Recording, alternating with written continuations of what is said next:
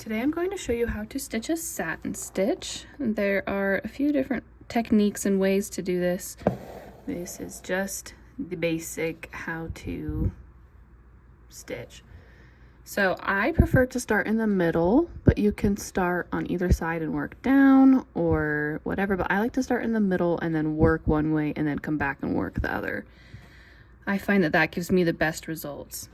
And so to make sure that I'm going to have a straight line going across, I'm going to take my thread and kind of line it up where I want and use that as my marker as to where I'm going to put my needle back into the fabric. And then you're going to work in a circular motion. So because I started on this side and went to this side, I'm going to come back up on this side, and you're going to go right next to where that first stitch started. Come up,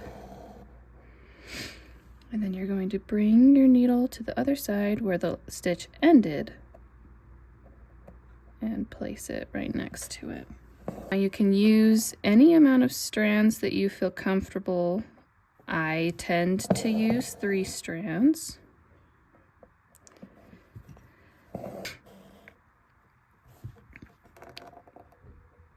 Generally, the more strands of floss you have, the more, I guess, the more chunky or bumpy or not as smooth your satin stitch is going to look. The less strands you use, it's going to look more smooth. They're going to lay a little bit better together. It's just personal preference, really. I tend to prefer using 3 strands. For me, that's been a really happy medium, and I'm pretty happy with the way that it looks. But the intention behind a satin stitch is that you want your final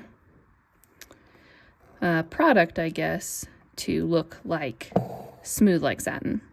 So that's what is called a satin stitch. But you're just going to continue to fill that space, and there's a lot of different things you can do to make sure that you are keeping your stitches straight.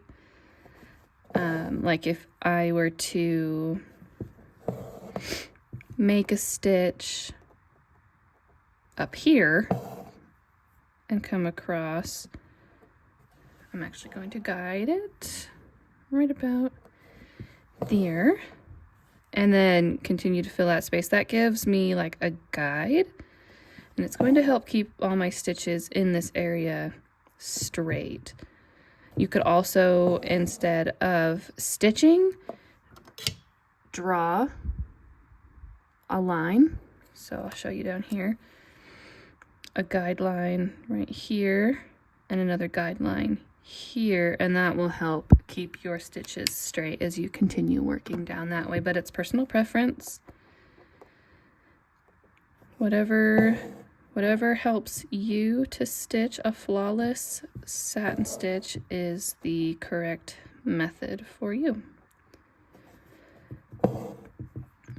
But that is just the basics of a